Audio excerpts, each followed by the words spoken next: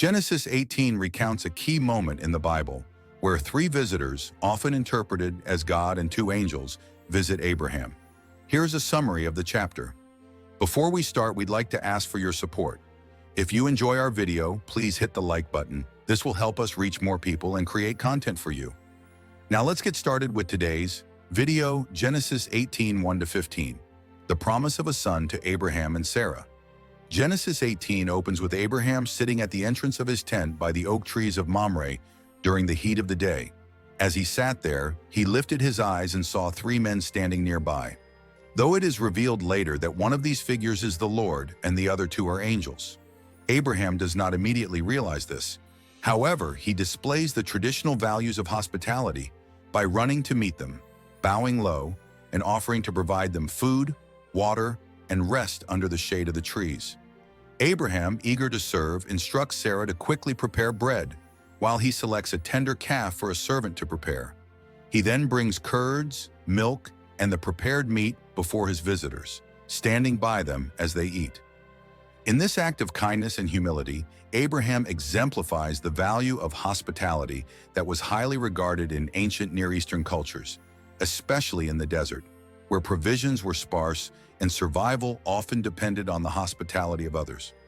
During the meal, one of the visitors, revealed to be the Lord, delivers an unexpected and miraculous promise to Abraham. Sarah will give birth to a son within a year. This is not the first time Abraham has heard this promise. God had already made a covenant with him, promising descendants as numerous as the stars, Genesis 15:5. But here, the promise becomes more immediate and specific. Despite Abraham's long-standing faith, the situation seemed impossible from a human perspective. Sarah, overhearing the conversation from the entrance of the tent, laughs to herself in disbelief. She is well aware of her advanced age and the physical limitations it imposes on childbearing. God, however, knows Sarah's thoughts and addresses her doubt directly. Why did Sarah laugh and say, "Shall I indeed bear a child now that I am old? Is anything too hard for the Lord?" Genesis 18:13-14. This rhetorical question underscores a central theme in this narrative: the omnipotence of God. It is a reminder that God's promises are not bound by natural laws or human limitations. Sarah, afraid, denies that she laughed, but the Lord corrects her, saying, "No, but you did laugh." Her laughter reflects a common human reaction to seemingly impossible promises. Yet the Lord's gentle rebuke encourages faith beyond doubt, highlighting the biblical tension between human skepticism and divine capability. Genesis 18:16-21. God's judgment on Sodom.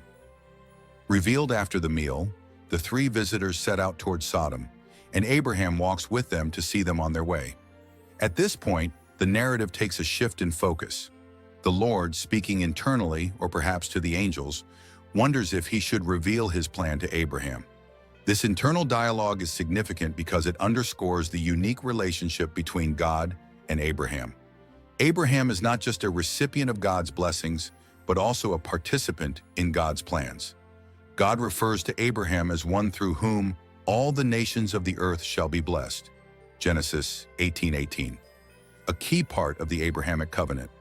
The Lord then decides to share with Abraham his intention to investigate the great outcry against Sodom and Gomorrah, because their sin is very grave. Genesis 18:20. The specific nature of this outcry is not detailed at this point, but the implication is that the wickedness of these cities has reached a point where divine judgment is imminent.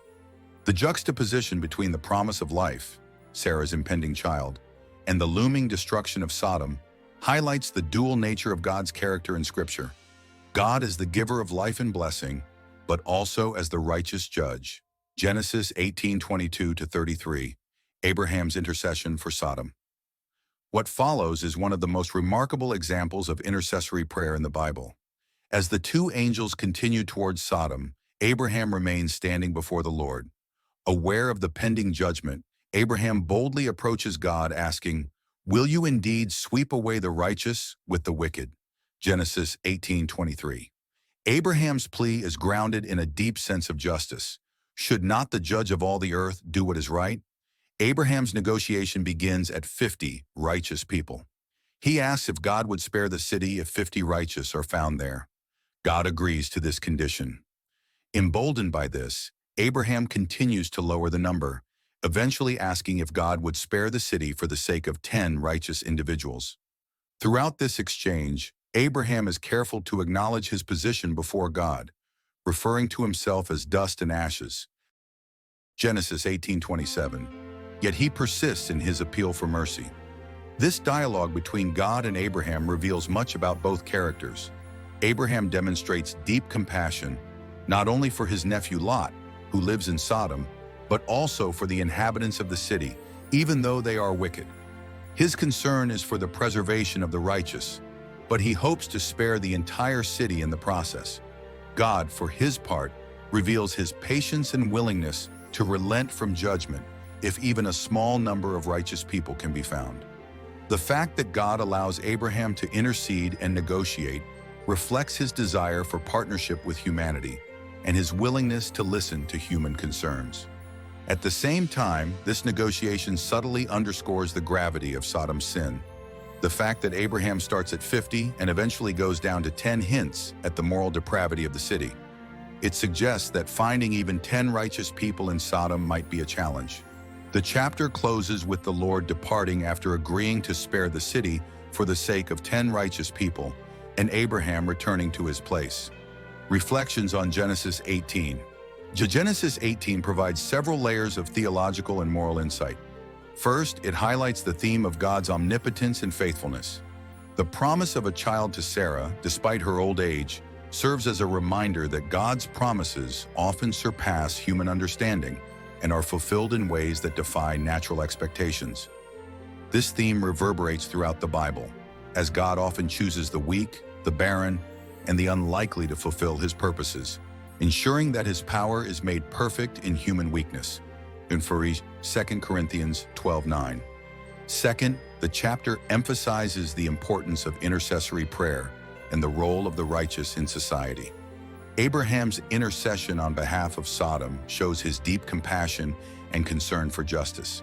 His willingness to plead for the city, despite its sinfulness, serves as a model for believers today to pray for their communities, seeking mercy and grace even in the face of deserved judgment.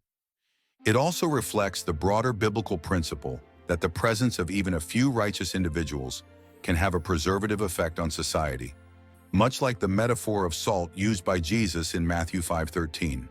Finally, Genesis 18 reveals much about the character of God. On the one hand, God is patient and merciful, willing to spare an entire city for the sake of a few righteous people. On the other hand, he is also just and cannot ignore the cries of injustice and wickedness. This balance between mercy and justice is a key theme throughout Scripture, culminating in the cross, where God's justice against sin and his mercy for sinners meet perfectly in the sacrifice of Jesus Christ. Conclusion. Genesis 18 is a rich and multifaceted chapter that highlights themes of hospitality, divine promise, judgment, and intercession. Abraham's encounter with God, his hospitality towards strangers, Sarah's laughter at the promise of a son, and his bold intercession for the wicked city of Sodom all serve to illustrate profound truths about faith, prayer, and the character of God. This chapter also sets the stage for the dramatic events in the next chapter, where God's judgment on Sodom and Gomorrah is carried out, further exploring the balance of divine justice and mercy in the biblical narrative. Please subscribe my YouTube channel. I hope you like this video. Thank you.